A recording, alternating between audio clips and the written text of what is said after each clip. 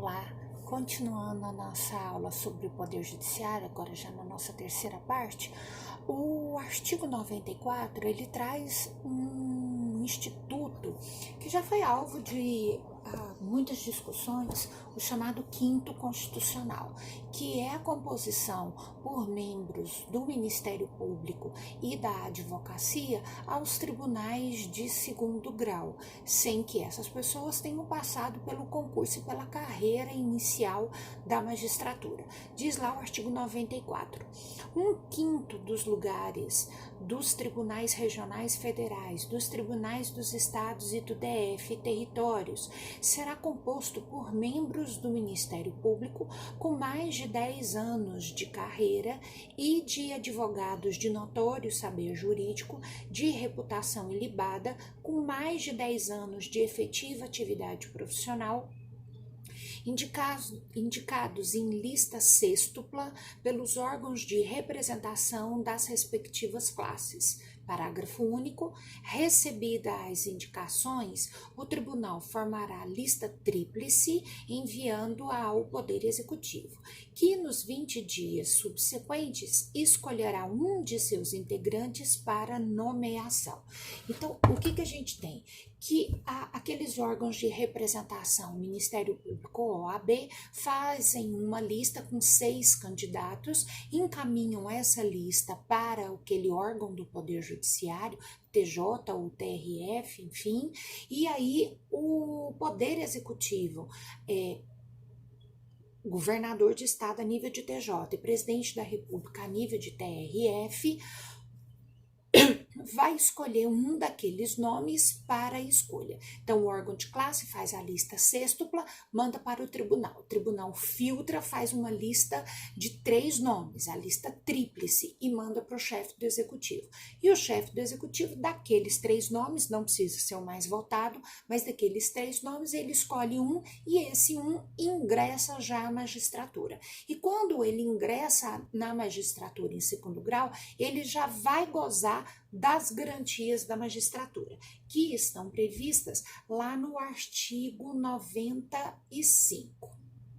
Diz lá, artigo 95, os juízes gozam das seguintes garantias: vitaliciedade, que é diferente da estabilidade. Vitaliciedade é o gozo daquela função e que só pode ser quebrada por processo judicial. Aquele servidor que é estável, ele tem uma segurança na função, mas ele pode perder aquela função, ele pode perder o vínculo por processo administrativo funcional. Já o vitalício, não. Só ele goza a estabilidade depois de cumprido o estágio probatório e ele só pode ser desligado por processo judicial. Inciso segundo fala sobre inamovibilidade. Então, o juiz ele não é obrigado a sair do lugar ao qual ele está.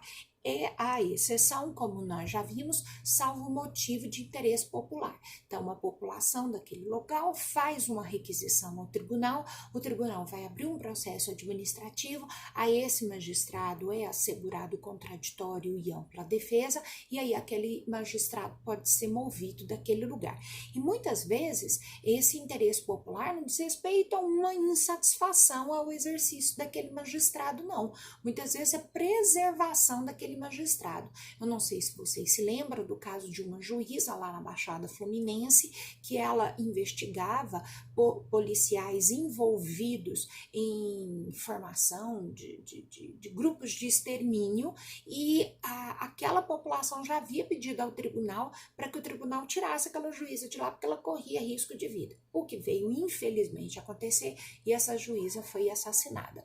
Então, às vezes, é porque a população está insatisfeita com o exercício daquele magistrado, mas muitas vezes é para preservar aquele magistrado. E a terceira e última garantia que todo servidor tem é a irretutibilidade de subsídios, excetuando as questões tributárias e as questões previdenciárias. Quem tem bônus tem ônus. Então, quem tem garantias também tem impedimentos, tem vedações. Parágrafo único diz lá: aos juízes é vedado, inciso 1º, exercer, ainda que em indisponibilidade, outro cargo ou função, salvo uma de magistério. Então, o juiz não pode exercer outra função, excetuando a função do magistério. Inciso 2º, receber a qualquer título ou pretexto custas ou participação no processo, até porque custas judiciais são pagas ao órgão poder judiciário e não ao membro magistrado. Então, o juiz não pode receber nem custas nem participação de honorários dentro de processo. Dedicar-se à atividade político-partidária. O juiz não pode ser filiado a partido político e o juiz não pode exercer militância político-partidária. Receber a qualquer título ou pretexto auxílios ou contribuições de pessoas físicas, entidades públicas ou privadas, ressalvadas as exceções previstas em lei. Juiz, para receber uma doação, só doações autorizadas por lei. Do contrário, pode ser entendido como uma apropriação indébita, como suborno, como um ato de corrupção. Então, o juiz não pode receber presentes, não pode receber doações, porque ele já recebe o seu subsídio, que mantém o seu custeio no exercício da magistratura. E, inciso 5º, é vedado ao magistrado exercer advocacia ou juízo no tribunal do qual se afastou antes de decorridos 3 anos do afastamento por aposentadoria ou exoneração, supondo que eu seja magistrado estadual do Tribunal de Justiça do Estado de Goiás.